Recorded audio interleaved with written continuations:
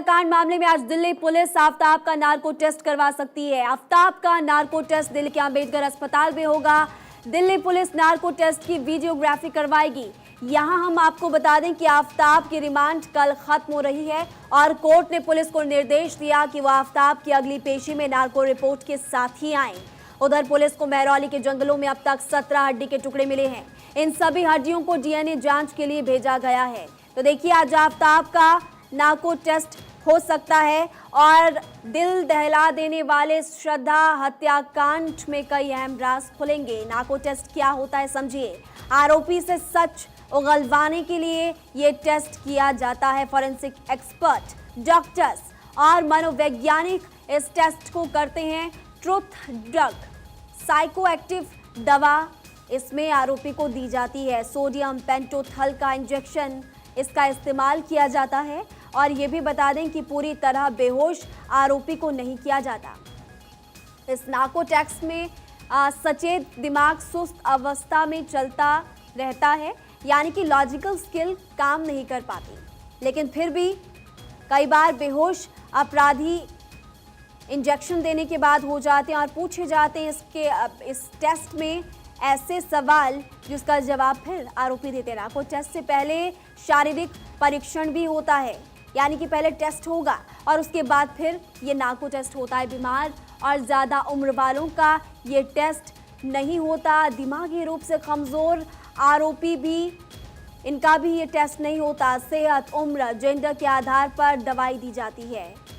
ज़्यादा डोज से test fail भी हो सकता है और ज़्यादा डोज से आरोपी की जान भी जा सकती है, यानी कि डोज पर्याप्त मात्रा में देनी होती है। साल 2010 में केजी बालाकृष्णन खंडपीठ ने आदेश दिया था नार्को टेस्ट से पहले आरोपी की सहमति ज़रूरी है। तो देखिए, इसको लेकर कानून क्या है वो हम आपको बता रहे कि टेस्ट से पहले कोर्ट की अनुमति लेना पहले तो ज़रूरी होता है और इसके अलावा जिसका टेस्ट होना है उसकी भी अनुमति ज़रूरी है। टेस्ट में शरीर की प्रतिक्रिया देखी जाती है।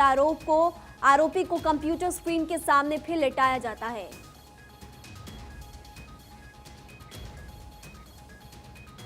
और स्क्रीन पर तस्वीरें उस पूरे केस से जुड़ी हुई दिखाई जाती है। अब आपको हम बताएंगे, आज चूंकि नार्को टेस्ट होने वाला है और इस नार्को टेस्ट में आफ्ताब से कौन कौन से सवाल पूछे जा सकते हैं। अब हम आपको बताएंगे कि क्या है वो सवाल जो कि आफ्ताब से पूछे जा सकते हैं। देखिए, ये हो सकते हैं अहम सवाल। सवाल नंबर 1, क्या तुम श्रद्धा वॉकर को जानते हो? ये सवाल आफ्ताब से पूछा जा सकता है। क्या श्रद्धा वॉकर तुम्हारी गर्लफ्रेंड थी? ये सवाल भी आफ्ताब से पूछा जा सकता है। सवाल नंबर 3 क्या है? मुंबई छोड़ने के बाद तुम लोग कहां पर गए थे? ये सवाल भी आफ्ताब से पूछा जाएगा। लंबी फहरिस्त जो कि सवाल आफ्ताब से पूछे जा सकते हैं। सवाल नंबर 4 देखिए, तुम लोग अचानक दिल्ली क्यों शिफ्ट हो गए? ये सवाल भी आफ्ताब से पूछे जाएंगे। तुम और श्रद्धा कब रिलेशनशिप में आए? क्या तुम मुझसे प्यार करते थे? ये सवाल भी आफ्ताब से पूछा जा सकता है। इसके अलावा क्या तुम लोगों में कभी लड़ाई होती थी या तुमने श्रद्धा की पिटाई की थी? ये भी उससे पूछा जाएगा।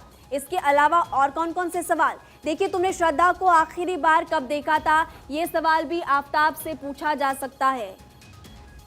क्या तुम जानते हो कि अभी श्रद्धा कहां पर है? ये सवाल भी आफ्ताब से पुलिस की टीम पूछ सकती है। ये भी बता दें, सवाल नंबर 9, क्या तुमने श्रद्धा की हत्या की है? ये भी उससे पूछा जाएगा। ये भी उससे पूछा जा सकता है। तुमने श्रद्धा को कब मारा? ये भी उससे पूछा जाएगा। तुमने श्रद्धा को क्यों मारा? कब मारा? कैसे मारा? ये सब सवाल लंबी फहरिस्त, जैसा कि हम आपको बता रहे, तुमने श्रद्धा को कैसे मारा? क्या तुमने उसकी बॉडी को काटा था? तुमने उसको कहाँ फेंका था? शरीर के कटे हुए हिस्सों को फेंकने के लिए तुमने कितने चक्कर मारे थे? ये भी सवाल है। देखिए, क्या तुमने ड्रग्स ली थी? ये भी उससे सवाल पूछा जा सकता है। सवाल नंबर 16 क्या तुम चरस लेते हो? ये भी उससे सवाल पूछा जाएगा। क्या तुमने मर्डर वाले दिन चरस या ड्रग्स ली थी? ये भी आफ्ताब से पूछा जा सकता है।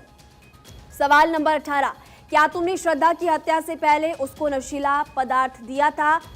ये भी सवाल उससे पूछा जा सकता है। क्या तुमने श्रद्धा की याद आती है? क्या तुम खुद को दोषी मानते हो? तो आफ्ताब से लंबी फहरिस्त जो कि सवाल पुलिस की टीम पूछेगी। मर्डर के बाद तुमने फ्लैट को कैसे साफ किया? जैसा कि आफताब की तरफ से बताया गया है कि उसने सीरीज देखी थी और सीरीज के बाद फिर कौन कौन से एसिड से फ्लोर साफ हो सकता है, ये सभी बातें उससे निकलकर सामने आई। तो देखिए, सवाल हमने आपको बताया कि कौन कौन से सवाल हो सकते हैं, लंबी फहरिस्त 20 से 21 सवाल हमने आपको बताया कि ये पूछे जा सकते हैं, लेकिन और भी सवाल उससे आज नाको टेस्ट में पूछे जा सकते हैं।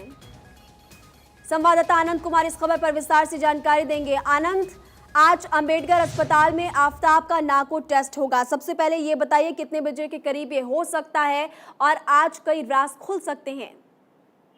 जी, आपने बिल्कुल सही कहा। अंबेडकर अस्पताल में लगभग 10 से 10:30 के आसपास आफताब को लाया जाएगा, जिसके बाद उसकी प्रक्रिया शुरू की जाएंगी और उसके बाद नार्को टेस्ट किया जाएगा। दरअसल मामला ये है कि इसकी 17 तारीख के बाद कोर्ट ने रिमांड दी थी, जो रिमांड 5 दिन तक और चलेगी या कल तक चलेगी, जो कल इसको पेश करना है। तो आज ही आखिरी दिन है। पुलिस आज ही इस नार्को टेस्ट को कर लेना चाहती है और उसके साथ साथ पुलिस कल जब आफताब को कोर्ट लेके जाएगी तो उस नार्को टेस्ट की रिपोर्ट भी रखी जाएगी। दरअसल मैं आपको बता दूं, नार्को टेस्ट इस जांच में एक बेहद ही अहम पड़ाव होगा, जिसके बाद इस कोर्ट को माना बताया जा सकेगा कि इसकी शुरुआत कैसे हुई और इसका अंत कैसे हुआ। तो आपने देखा, तमाम सवाल हम लगातार R24 एक्सक्लूसिवली दिखा रहा है कि आफताब से क्या क्या सवाल किए जाएंगे। तो उसमें से आप देख सकते हैं, शुरुआत से होगी कि आप श्रद्धा को कैसे जानते हैं, कहाँ जानते हैं और कब मुंबई से आए, ऐसे तमाम दरमियान के सवाल से लेकर आखिरी तक कि आपने उसको मारा तो कैसे मारा और फ्लोर साफ किया तो कैसे किया। आप देखिए, लगातार उसको पुलिस एक मुकम्मल जांच करना चाहती है और उसको एक अंत तक लेकर जाना चाहती है कि इसने पूरी सोच समझी साजिश क्या थी, जिसके बाद इसको कोर्ट में पेश किया जाएगा। कोर्ट में पेश करने के बाद कल हो सकता है पुलिस हो सकता है कि मांगे 2 दिन की रिमांड। और दरअसल होता है भारतीय संविधान के अनुसार 12 दिन की रिमांड आपको मिल सकती है। तो 12 दिन, अभी तक 10 दिन दे चुकी है कोर्ट, 2 दिन और है, तो हो सकता है पुलिस मांगे। लेकिन अभी तक सबसे इंपॉर्टेंट पहलू ये है कि आज इसका नार्को टेस्ट होगा, जहाँ पुलिस इसको अंबेडकर अस्पताल ले जाएगी और तमाम ऐसी कोशिशें की जाएंगी कि इसने साजिश कैसे रची, क्या था और क्या इसके दरमियान इसके दिमाग में था और ये मुंबई से दिल्ली लाया तो किस साजिश के तहत लाया। तमाम ऐसे क्वेश्चन किए जाएंगे। नार्को टेस्ट के बारे में आपको बताया जाए तो नार्को टेस्ट में पुलिस डॉक्टर और टेक्निकल स्टाफ के सामने होता है। तो इसमें ऐसा करते हैं मरीज को कि उसके दिमाग चलाने की शक्ति गायब हो जाती है और वो सोने और जागने के बीच दरमियान में होता है। तो उससे लगातार क्वेश्चन पूछे जाते हैं, जिसमें फिर अब उसके बाद आरोपी क्वेश्चन का जवाब देता है। तो उसका उस वक्त जब वो जवाब दे रहा होता है तो उसके माइंड पर उसका कंट्रोल नहीं होता। तो उम्मीद करते हैं दुनिया की वो सच ही बोल रहा होगा। तो आज लगभग 10:30 के 11 के दरमियान इसका टेस्ट शुरू होगा और हो सकता है शाम तक रिपोर्ट आ जाए, जिसके बाद कई चीज दूध का दूध और पानी का पानी हो जाएगा।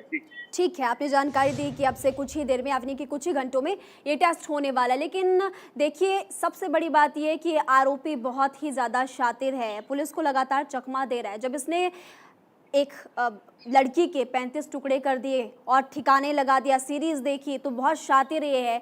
ऐसे में सवाल ये भी उठता है कि ज़रूरी नहीं कि जवाब ठीक ही देगा। जी, आपने बिल्कुल सही कहा। शातिरता का तो ये बताऊं, जब तक मैंने भी अपना क्राइम करियर शुरू किया है तो ये एक ऐसा केस है इसमें हमें भी दिलचस्पी इतनी ज्यादा थी कि इसने कैसे अंजाम दिया इस पूरे केस को, तो कैसे शुरुआत की, कैसे अंत किया। तो आप देख सकते हैं लगातार एक के बाद एक उसकी सामने आई। इसने सीरीज देखी तो आप समझ सकते हैं सीरीज के बाद उसने उसके इम्प्लीमेंटेशन इतना अच्छा किया कि कई महीनों तक वो इस बॉडी को छुपाता रहा और जंगल में फेंकता रहा। इसने तमाम कोशिशें की कि इस पूरे हत्या को छुपाया जा सके, लेकिन हत्या जैसा जुर्म इतनी जल्दी कहाँ छुपता है। इसने तमाम कोशिश की श्रद्धा को मारने के बाद जो उसका खून गया उस फ्लोर को एसिड से साफ किया गया, जिससे उसका डीएनए ना मिल सके। आप समझ रहे हैं, एक ह्यूमन बॉडी में डीएनए इतना इंपॉर्टेंट होता है किसी भी आइडेंटिफिकेशन के लिए या कहें पहचान के लिए। तो डीएनए छुपाने की इसने तमाम कोशिश की कि उसके फ्लोर से डीएनए ना मिले। बट वेपन इसने छुपाया, उसका गर्दन उसकी सर छुपाया, तमाम ऐसी कोशिशें की जिससे इसकी शिनाख्त ना हो पाए। अब इसके बाद पुलिस को भी इसने कम से कम 10 दिन तक लगातार घुमाता रहा, बयान बदलता रहा और हर उसका फोन, श्रद्धा का फोन से इसके दोस्तों से बात करता रहा, जिससे ये दोस्तों को यकीन हो सके कि श्रद्धा जिंदा है और अभी भी कहीं रह रही है। तो आप देख सकते हैं कि शातिरता का अंदाजा आप इसी से लगा सकते हैं कि इसने अच्छे क्रिमिनलों के किस शातिर दिमाग का इस्तेमाल किया और उस वेब सीरीज का इस्तेमाल किया, जिसको दुनिया आज एक सवाल उन वेब सीरीज से भी उठती है कि समाज किस तरफ जा रहा है और हमारे लोगों को ये क्या सिखा रहा है। जी ठीक है, जानकारी देने के लिए